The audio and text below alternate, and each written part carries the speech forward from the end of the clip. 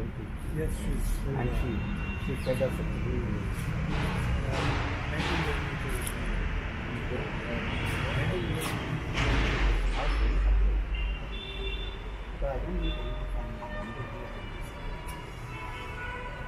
Frederic, it is wonderful to meet you.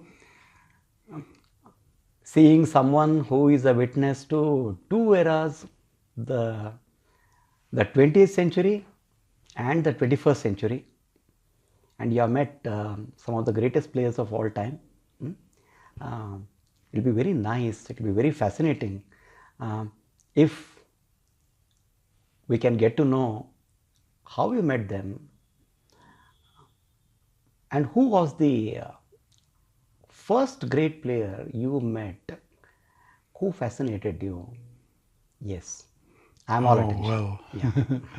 well, yeah, that's interesting because the very first title player I met, I was an amateur chess player, and I was doing science documentaries for German television, and we suddenly decided to do one on how computers can play chess. And in order to do that, what we did was, what I did was to fly to Moscow to meet Mikhail Botvinnik, who was dabbling in computer programming. So I flew to Moscow and I was introduced to Mikhail Botvinnik. I went into his flat in the middle of winter, which was interesting because the flat was completely cold. It was icy cold. And I sat there with him in the only heated room and I interviewed him on chess playing computers and his ideas of how computers could play chess. But we became friends, and I met him a number of times at conferences and at computer chess events where he was invited as a special guest. And he was a very interesting and strange person. I'll give you an example. One day I was at a conference, and since I knew him and I was a friend, they seated me next to him. And he completely ignored me. And I thought, why is he not talking to me? He spoke to everyone else, but I was sitting next to him. He said nothing to me. And then there was a pause in the conversation, and he just turned a little bit towards me and said, "So, Frederic, how are you doing?" So he kept it back, and then we had this chat and this conversation. We also took him flying in the plane of Ken Thompson. We took him to the top of the Empire State Building. And there, I think I should tell you a little story. We were in New York at a conference, and I was with Ken Thompson there. He's the inventor of Unix and the computer language C. And Ken bought tickets for a musical for everyone. He bought 11 tickets, and he took us all to a musical, Chorus Line. And I was interested to see how Botvinnik would react to that, because he's a Soviet person, and this is a very daring musical. But he seemed to enjoy it. And now comes the little story. We came out of the musical and we were walking home, and there on the street was a table with a chessboard and a black chess player sitting behind it, who looked at me and said, "Want to play? Want to play? $5 a game?" And I said, "Oh, okay, wait a minute." And Ken said, "Mikhail." And he raced across to Mikhail Botvinnik and started to talk to him. So this chess player was saying, "Come on, you want to play or you don't want to play?" And Ken came to me and said, "No, he's not going to do it because it's too dark and he can't see well enough," and so on. And so I said, "No, sorry." And he said, "Why don't you play?" I said, "You're very lucky that it didn't work out." And he said, "Me lucky? You know what I am? I'm a national master and I have a title of FIDE master," and so on.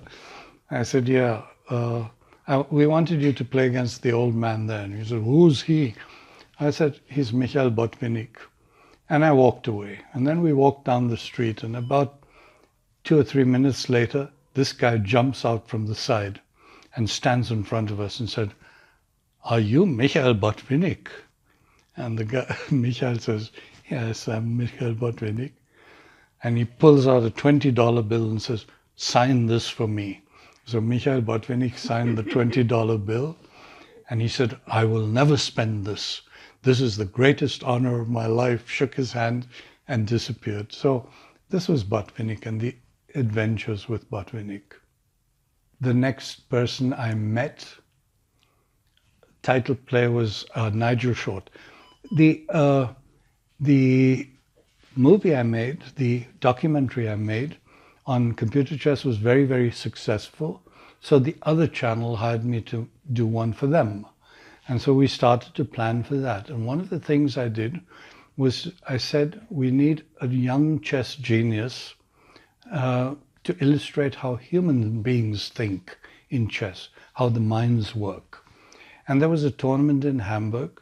So we invited a young prodigy who was fairly unknown at the time to come and play in the Grandmaster tournament. It was Nigel Short. He was 15 years old. I arranged for a chaperone in Düsseldorf to accompany him from one plane to the other. And when he arrived, I was looking for a little boy, and I saw a 6-foot male standing there, and it was Nigel. He was grown up, sort of. And Nigel came and stayed in my home. And we had a lot of fun with him. He was a interesting, very, very humorous, very naughty young boy. By the way, he looked very feminine at the time. And when he played in the tournament, he didn't mind that. He had long hair and so on. And he actually borrowed a silk blouse from my wife and wore that to the game. And you could see some Eastern European grandmaster playing against him, wondering whether he should be looking down the blouse or not. And he didn't know what he was playing against. So Nigel was playing there, and we did a number of experiments with him, showing him positions, chess positions, and seeing whether he could reproduce them and how long he needed. So I had a chess position. We would uncover it in front of the camera, and he would look at it, and in 10 seconds we would close it again. And then he had to turn around and reconstruct the position on a different board. And he would really turn around after 5 seconds. He wouldn't take the full second. He'd just turn around and put up the position. And the one which we used was, he put up the position, except one piece was wrong. The bishop was somewhere else. And I said, okay, the bishop. He said, no, that's the good move. So he not only put up the position, but he showed us the good move. And we did that and many other experiments. And by the way, I told the University of Hamburg psychology department about my experiments. And they told me that what I was saying could not be true. It was just physically, it was just psychologically and from the view of perception psychology, impossible. How can you, there are, 28 pieces, and to scan them all in, I was saying he can scan pieces in 1 second or less than 1 second. And the way I knew this was, I would show him positions from a book, and he would look at the position and he would say, that, and he would tell me the best move. Now, in order to test him, whether he was honest, the second time he came, or the third time he came very often to stay in my home, I showed him on purpose positions where I had the timings from the last year. And I would show it to him and he would say, no, you showed me this, didn't you? And sometimes I would put up a new position on a board, and I would say, Nigel, come here. And he would come and he would look at me and he would say, yes, what? I would say nothing. And then he'd look down at the board. When he did that, I started the stopwatch. And when he uttered his first syllable, like, you want me to, I would stop and just to see. And if it was a remark like, you want me to find the best move, then the stopwatch would go on. But if he said the move, I would stop it, and then I had a timing. It took him 6.7 seconds or whatever. And very often he would say, hey, I've seen this position before. And that he would do in less than 1 second. So he could recognize a full position in less than 1 second, 0.8, 0.7 seconds. And I told the psychology department about this, and they said, no, this is impossible. Human beings can't do that. And they explained to me that there is a syndrome of people who know famous people, and they tend to exaggerate results. But it's perfectly normal and okay. Lots of people do it, you know. So I said, well, why don't you come and meet him? So they came, they sent a small delegation to my house, and they sat there, and they had brought positions from completely unknown games and were showing Nigel these positions. And then they had this wonderful argument, I remember vividly, of telling him, you cannot be doing what you're doing here now. How can you be doing that? They were arguing with him. But he was doing this, you know, and the reason is that he was not seeing 28 positions. He was not seeing 28 pieces. He was seeing 6 pieces. These are clumps of pieces. So, for examel, the fianchetto king-side position is just one. There are a number of pieces. There are 3 pawns, a bishop, a king, and maybe a rook, and maybe a few other pieces. They're just one. It's like one word of an English sentence to him. So he was looking at that. He was seeing one word here, one word there, okay, and he knew the answer. So this was Nigel. Nigel became a family friend, and he came maybe 20 or 30 times to stay. He brought his brother, and then he brought his younger brother, and then his parents came to stay. So we became family friends. John Nunn was a contemporary. He was a colleague, a rival of Nigel. So did you happen to see John Nunn also around this time? Oh, yes. John, I got to know John when Nigel was playing in the Junior World Championship in Dortmund. And I took Nigel there, and Nigel met with his second, was some chess player named John Nunn. And John and we hit it off immediately, because John's a very scientific person. He's a mathematician. He did his PhD in math, and he did his Grandmaster norm when he was 22 years old. He was the youngest student ever in Oxford. No, the youngest student since Wolsey, I think. And he did both these things when he was 22 years old. One day I asked him which was harder, to do a PhD or to become a Grandmaster. And he said, is that a serious question? Are you being serious? I said, yes, I don't know. He said, come on. Grandmaster was so much harder. It was very, very hard compared to the doctorate. Okay, that's not easy, but that's nothing compared. And it's true, you know. There are dozens, maybe hundreds of people at a university who do a doctorate in a subject like math per semester. There are 3 people who do a Grandmaster norm or a Grandmaster title in that year in that country. And in spite of the fact that there are hundreds of thousands of people who would love to do it, it's very, very hard. Well, John became a special friend, and until now he's one of my best friends in the chess world. And we meet at least once or twice a year.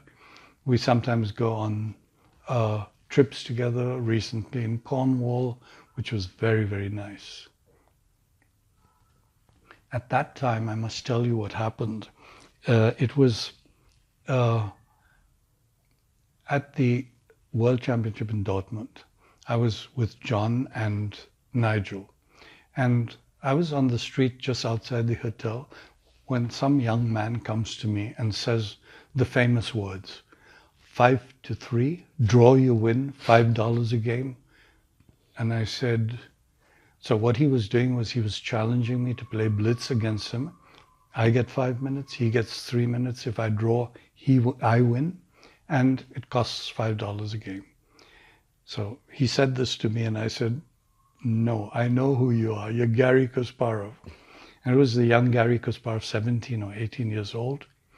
And I said, no way. But he had cleaned out everyone else, and he'd seen me talking to Nigel and to John, and he thought, maybe a strong chess player.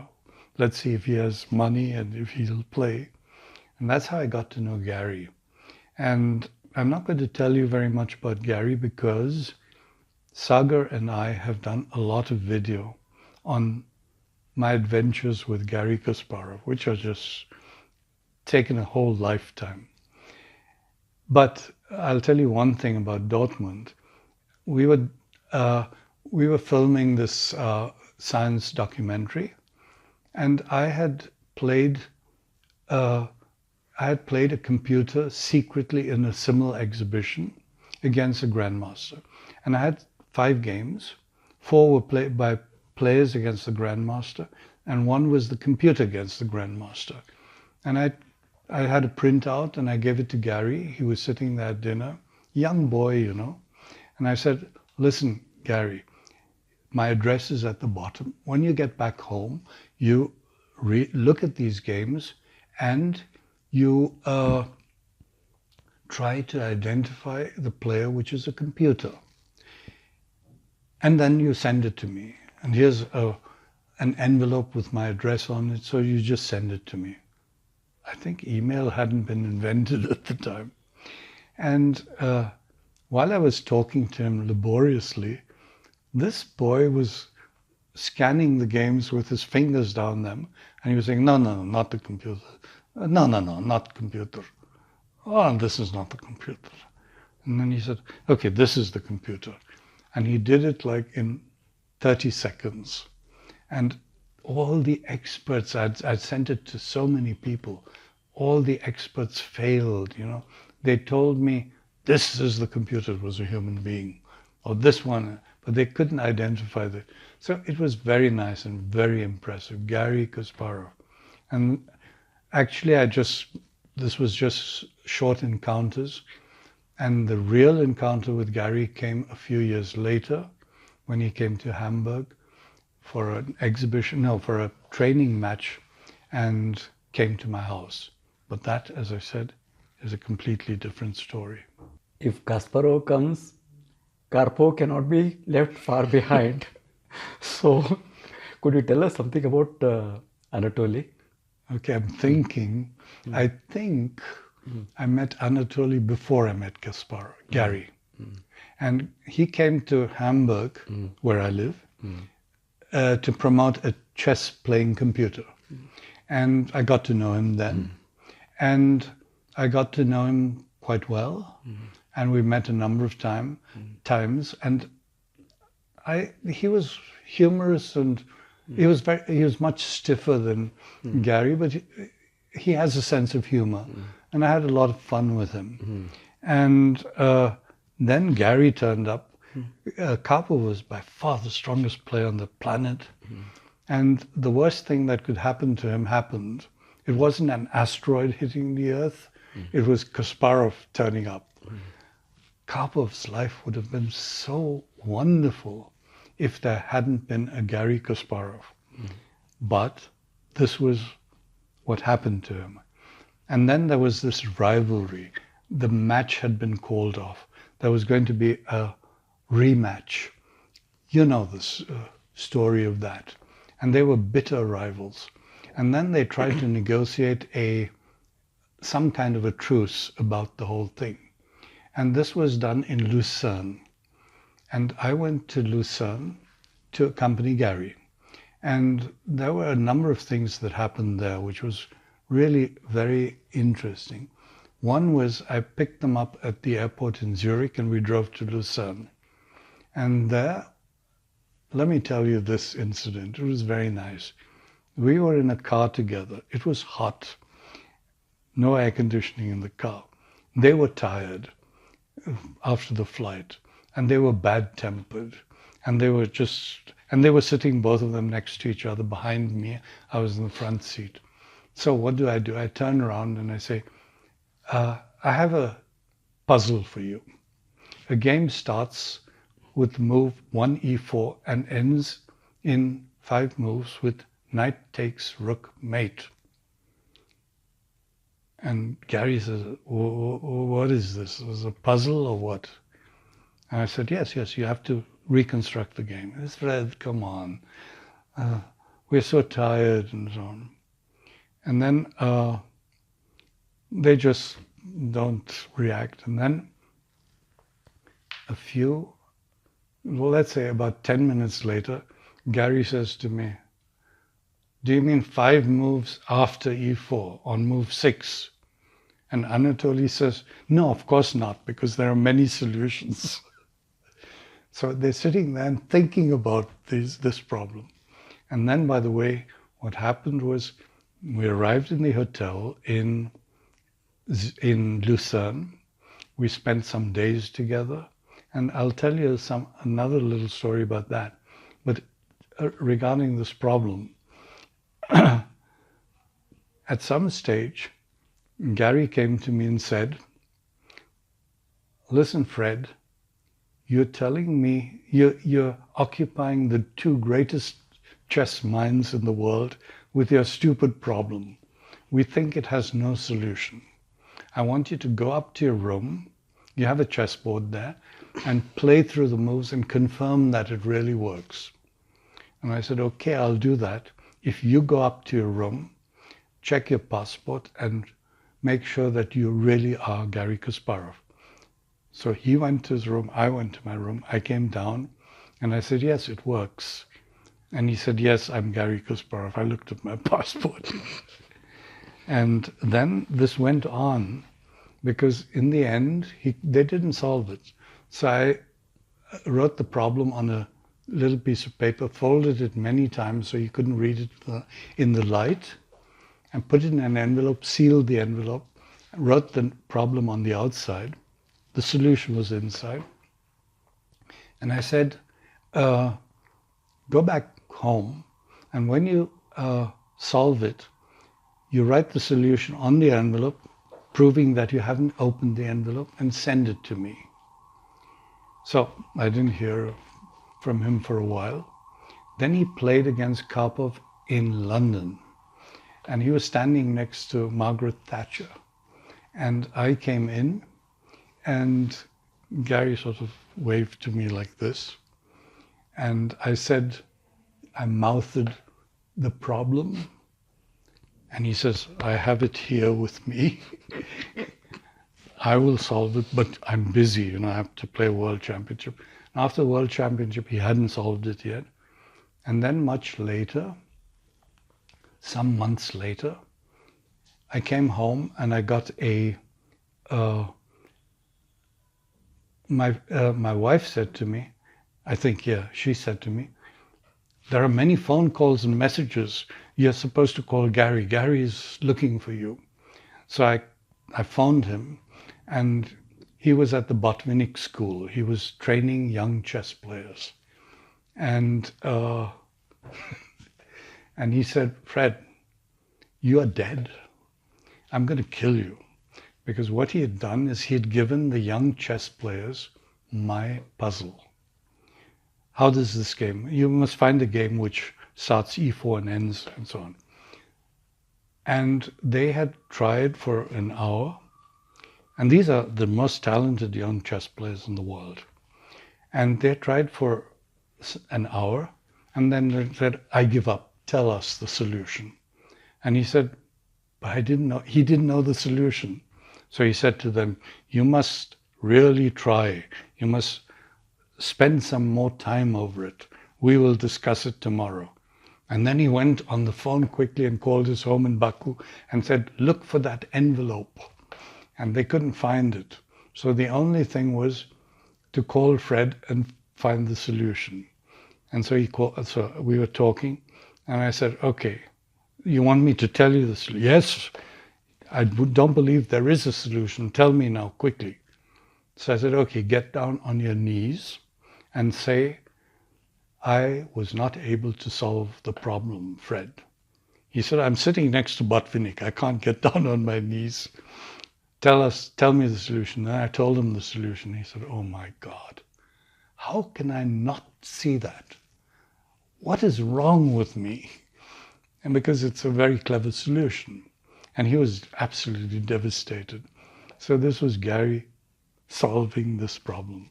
And this all came from this time in Dortmund. And there's one more this time in, I'm losing track of where I am. It happened in Lucerne. And we were there negotiating, hostile negotiations between Kasparov and Karpov with Campomanes. And they would have meetings and talk and so on. And now comes a very interesting thing. At one stage, I invited both of them. Both of them came to my room. No, actually, I was in Kasparov's room, and Karpov came to ask for something, and we were chatting. And I said, I want to teach you a card game. So I taught them a new card game, which is called Dosar. Where does it come from? It comes from India. And it's a very interesting card game where it's a kind of you have to bid in the beginning and so on. And I told them the rules of the game. And I said, there's a trick to this game. We will play. And it's a purely strategic game, but I will win because I have practiced it. I'm very good at it. And Karpov said, no, how could you? I'm a professional card player. I can beat anyone. And there's no way. And this is how I got them to play. And then we sat there and we played and we played and we played. And I have these scorecards, and I was winning because I'm very good at it. I played, actually, Nigel taught it to me, I think. And I played hundreds of games. So I was good, and they were not. They were amateurs still. And Karpov played a very strategic game. And in fact, he analyzed it afterwards with me. And Kasparov played a completely madcap game. He was always going for the total pot. And we were playing there. And we played and we played and we played. And then in the middle of the game, the television set was running. And we all turned around because it was the crash of the Challenger, the shuttle. So I know exactly when it happened. And we sat there and we said, my God, the thing has crashed. And they're all dead. And look at the pictures and so on. Anyway, so that was what happened. And then after we'd played for a couple of hours, there was a knock at the door. And Campomanes stood there. And he said, Anatoly, I've been looking all over for you. What was the point of this? The only place he didn't look was in Kasparov's room because they're enemies, But we had been sitting there playing this game of cards. So this was Anatoly. We're talking about Anatoly now. And he's remained a friend till today. I meet him occasionally. We always trade memories, jokes, and we have a nice. I like him. He's a funny guy, and he has a sense of humor. And he's always interested.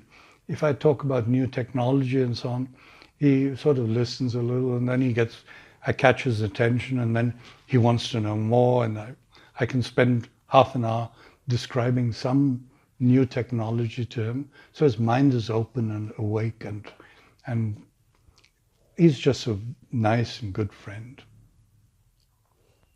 You know what? There is this great triangle.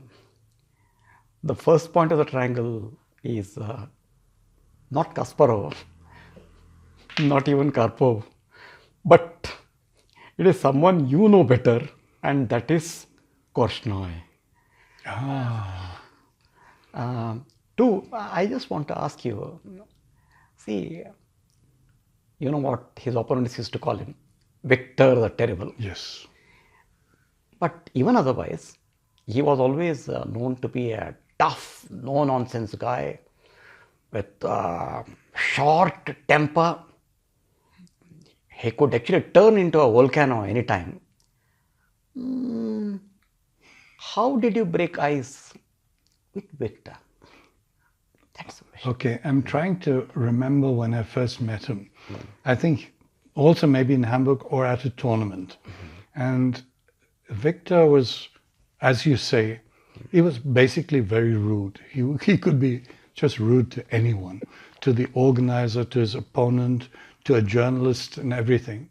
And I just put up with it and I just joked around with him. And I think I gained his affection because he was always, he looked for my company and we had a lot of discussions and I was very open to him. And then we invited him to Hamburg to do a recording for ChessBase. And he came and he did a fantastic recording. I remember teaching him how to do it. I taught him, look at the camera. Don't look at me like this. What they normally do is I'm sitting behind the camera and they're lecturing and they're looking for my eyes. So when he's talking, he's trying to look around the camera like this. And it's like you're sitting behind the thing and it looks like I'm talking directly to the camera when I'm talking to you. So I had to teach him a few techniques like this and teach him also to be very spontaneous and not to correct himself. If he makes a mistake, don't say, okay, let's start again, but to say, wait a minute. No, first you play this. I'm sorry, this was a mistake, because he's lecturing to one person who's watching his video. And he made, I think, 2 DVDs for us, and they were very successful and still are very successful. So he became a friend. Unfortunately, he became old. He had a stroke. But even after he had a stroke, he would, and the last time I saw, he would, I would talk to him, I would have fun with him and so on. And the last time I met was a couple of years ago in Zurich, and he was completely incapacitated. And he sat in his wheelchair there, and I came and I approached him, and he did this. He could hardly talk, but he was saying, what are you going to do? You get old, you become like this. And then very soon after that, he died, which was so sad that he didn't have the close of his life was just hard for him. Now, when you think of Victor, one you cannot miss is his companion, his soulmate, Petra. You met her also? Petra is a very special friend of mine.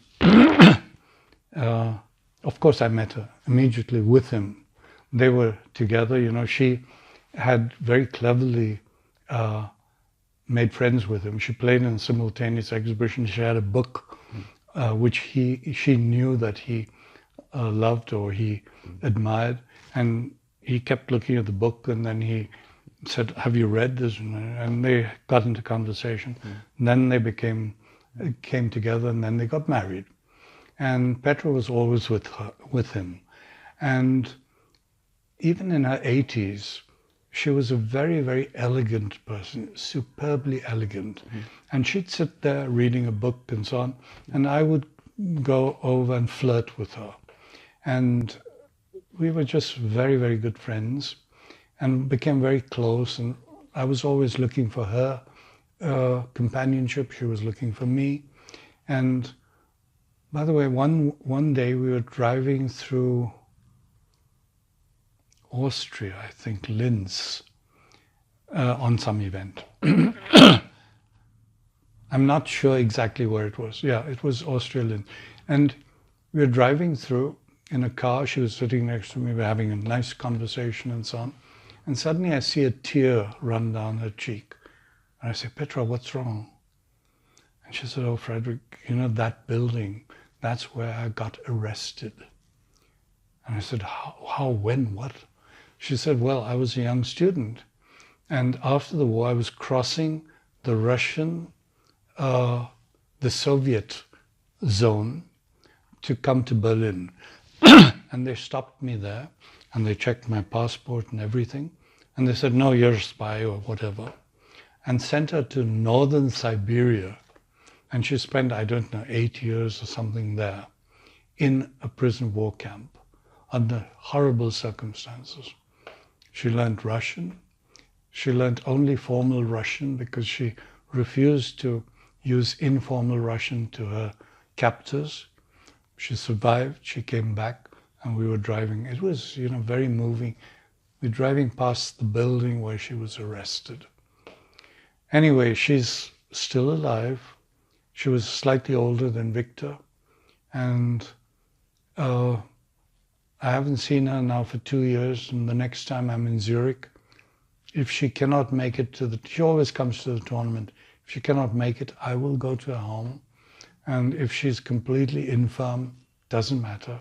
I want to see her one more time. Well, that's quite moving actually.